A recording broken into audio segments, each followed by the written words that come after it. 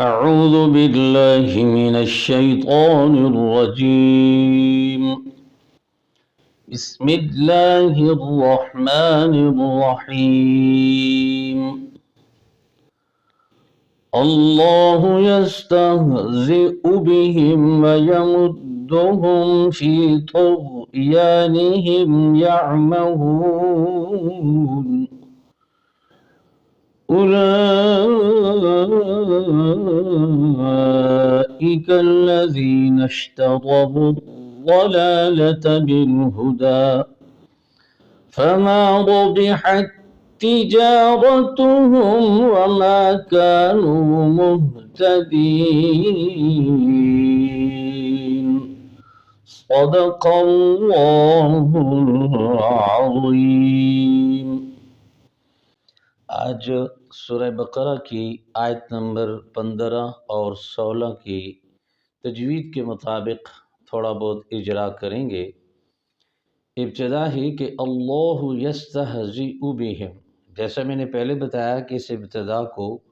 ابتدائی تلاوت یا ابتدائی قرات کے اعتبار سے ابتدائی تلاوت از درمیان سورت کہتے ہیں، یعنی آپ اپنی تلاوت کی ابتدا سورت کے درمیان سے کر رہے ہیں، اور اس کی ابتدا میں بسملہ پڑھیں یا نہ پڑھیں آپ کو اختیار ہے، مگر ایک حدیث کے مطابق جو بھی اچھا کام کریں اس سے قبل بسملہ پڑھیں، تو یہ تو قرآن پاک ہے، تو یہاں استعاذہ بھی پڑھ سکتے ہیں، استعاذہ تو پڑھنا ہے برابر بسملہ بھی آپ پڑھ سکتے ہیں۔ تو اللہ شروع میں لفظ اللہ، اس کا تو ایک تو حمزہ وصلی ہے، الف لام ما سوائے پورے قرآن پاک میں چند لام کے، جیسے الہاکم التکاثر، القل، الواحہ، القاہا وغیرہ، ایسے لام جو ہیں وہ لام تعریف کے نہیں ہیں،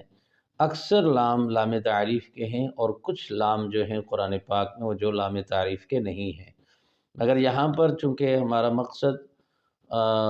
جو حیدر کے مطابق سبق ہے وہ بتانا ہے، تو اللہ یستہزئ بہم، اللہ کا حمزہ وصلی ہے، اگر پیچھے سے آپ ملا کے آئیں کہ مستہزئون اللہ یستہزئ بہم، تو آپ وصل کریں گے تو ایسے اللہ کا لام کا حمزہ گر جائے گا، جیسے آپ الحمد کے شروع میں حمزہ گر جاتا ہے، یہ بھی لام تعریف کا ہے، جیسے بسم اللہ الرحمن الرحیم الحمد للہ، تو اسی طرح اللہ یستہزئ بہم کا جو ابتدائی اللہ کا حمزہ ہے لفظاً، وہ شروع میں وہ حمزہ جو ہے مستہزئون کے ساتھ ملائیں گے تو مستہزئون اللہ یستہزئ بہم۔ تو دوسرا اللہ کا لام موٹا پڑھنا ہے، اور اللہ کے لام کے اوپر کھڑی زبر ہے، اس میں الف مدہ چھپا ہوا ہے، اس کو بھی آپ نے موٹا پڑھنا ہے، لہٰذا ادھر اللہ کے لام میں دو چیزیں موٹی پڑھنی ہیں، ایک اللہ کا لام اور ایک کھڑی زبر، اس کو آپ نے موٹا ادا کرنا ہے۔ تو اللہ یستہزئ بہم، یستہزئ بہم، اب اگر بہم یہ وقفاً میں آپ کو تعلیم کے طور پہ کہہ رہا ہوں، ورنہ یستہزئ بہم ساتھ اس کے جڑا ہوا ہے، ہم تو ضمیر ہے، بہر کیف یستہزئ بہم یہاں کلمہ پورا ہو رہا ہے، اور اگر کوئی یستہزئ یہاں تک وقف کرنا چاہتا ہے، اگر کوئی تعلیم کے طور پر آپ کو بتا رہا ہوں تو وہ اس طرح ہوگا یستہزئ، یستہزئ، تو چونکہ وقف رسم کے تابع ہے تو اس کے مطابق جو آخر میں حمزہ آئے اس کو جھٹکے کے ساتھ روکنا ہوتا ہے، تو ابھی ہم نے جو وقف کرنا ہے یستہزئ بہم پر، یہاں پر یہ بات پوری ہوتی ہے، اللہ یستہزئ بہم ویمدہم، تو بہم اور ہم دونوں کے میم پر غنہ نہیں کرنا ہے، یہ میم ساکن کا اظہار شفوی ہے، اللہ یستہزئ بہم ویمدہم فی طغیانہم، فی طغیا، طا کو بھی آپ نے موٹا پڑھنا ہے، غین کو بھی موٹا پڑھنا ہے، اور طا کو موٹا پڑھ کے تا والا مخرج استعمال کرنا ہے، یہ مخرج تو طا کا تا اور دال والا ہے، لیکن صفات ان میں فرق کرتی ہیں، لہذا طا میں صفت استعلاء اور اتباع کو یہ دال سے اور تا سے اس کو ممیز کرتے ہیں، لہذا تا میں صفت ہمس بھی ہے، تو دال میں اور طا میں جو صفات مشترک ہیں وہ جہر ہے۔ جہر میں طا اور دال دونوں اکٹھے ہیں، اور اسی طرح شدت میں بھی طا اور دال دونوں اکٹھے ہیں، اور یہاں تا بھی مشترک ہے۔ بہرحال مقصود یہ لمبی بحث ہو جاتی ہے، بتانا مقصد یہ ہے کہ طا کو آپ نے ہر حال میں موٹا پڑھنا ہے، غین کو بھی تو یعنی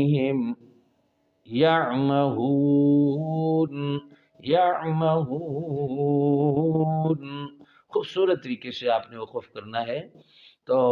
یہاں مد جو بن رہی ہے، مد عارض وقفی بن رہی ہے کہ حالت وقف میں حروف مدہ کے بعد سکون عارض آ جائے، تو لہذا پہلے بھی میں بتا چکا ہوں کہ مد کرنے کے لیے محل اور سبب دونوں کی ضرورت ہوتی ہے۔ یعمہون، اب دیکھیں یہاں پر میں لکھ کے بھی آپ کو بتا دیتا ہوں، یعمہون، اب یا زبر عین، یا میم زبر ما، ہا پیش واو ہو، نون زبر نا، یعمہون، تو یہاں پر یہ واو مدہ ہے، یہ محل مد ہوا، اور نون پر سکون عارض ہے کہ ہم نے وقف کرنے کی وجہ سے نون پر زبر کو ختم کر دینا ہے اور وقف کرنا ہے، تو چونکہ وقف نہ بھی کریں تو کوئی بات نہیں ہے، اس لیے اس کو عارض وقفی کہتے ہیں کہ وقف کی صورت میں یہ مد ہو رہی ہے، وقف نہ ہو آگے وصل کر کے پڑھیں تو یہ سکون عارض ختم ہو جاتا ہے، تو صرف وہ مدہ باقی رہتی ہے، لہذا یہاں پر ہم مد پھر نہیں کریں گے، حالت وقف کی صورت میں مد کریں گے، یعمہون۔ آگے اولئک الذین، اب اولا میں مد جو ہے، اولا میں اب ہم اس کو لکھتے ہیں تو ایسے لکھا جائے گا، او لام کھڑی زبر مد لا حمزہ ای کاف زبر کا، اب لام کے اوپر جو کھڑی زبر ہے، کھڑی زبر میں الف مدہ موجود ہے، اور الف مدہ کے بعد حمزہ اسی کلمہ میں ہے، لہذا یہ مد مد واجب ہوئی۔ کون سی مد؟ واجب۔ مد واجب کی کیا تعریف ہے کہ ایک ہی کلمہ میں حروف مدہ کے بعد حمزہ آ جائے، تو یہ کلمہ ایک ہے، کھڑی زبر میں الف مدہ ہے، بعد میں حمزہ اسی کلمہ میں ہے، تو لہذا یہ مد مد واجب ہوئی۔ تو آگے یہ ملتا ہے کاف، اولئک الذین اشتروا، نشتروا، را پر زبر ہے، اسے خوب موٹا پڑے، منہ بھر کر آواز نکالیں، أولئك الذين اشتروا الضلالة بالهدى فما ربحت تجارتهم، ابھی یہاں پر لفظ ہے ربحت تجارتهم، را زبر را بازر بھی، حا زبر تا، حت تا زر تی، یہ اسے آ جائے گا، جیم زبر الف جا، را زبر را، تا زبر تا، ہا پیش میم ہم، تو اب یہاں پر ربحت تجارتهم ہوا، تو یہ ربحت، رب کو موٹا پڑھنا ہے، یہ پر ہے، اور ہا کو آپ آگے آپ نے اس تا سے ملانا ہے کیونکہ تا میں داخل ہو گئی ہے، یہاں ادغام ہو رہا ہے۔ اب ادغام کا معنی ہوتا ہے داخل کرنا، تا میں داخل ہو رہا ہے، تو کون سا، صغیر یا کبیر؟ تو صغیر، کیونکہ اس کا پہلا حرف ساکن ہے، دوسرا متحرک ہے، تو ادغام صغیر۔ اب داخل ہونے والا حرف اور جس میں داخل ہو رہا ہے یہ تماثل ہے، تجانس ہے، تقارب ہے، تو ایک جیسے دو حرف کا ادغام ہو رہا ہو تو اس کو تماثل کہتے ہیں، لہٰذا تا تا، اسی طرح با کے بعد با، واو کے بعد واو، جیم کے بعد جیم، سین کے بعد سین، جو قرآن پاک میں ہوئے ہیں ادغام وہ ساتھ ساتھ چلتے رہیں گے، تو تا کا تا میں ایک جیسے حرف ہوں تو انہیں تماثل کہتے ہیں، ادغام صغیر مثلین، اب تا میں پورا داخل ہو رہا ہے، پہلے کی کوئی صرف باقی نہیں ہے، لہذا یہ تام ہوا، ادغام صغیر مثلین تام،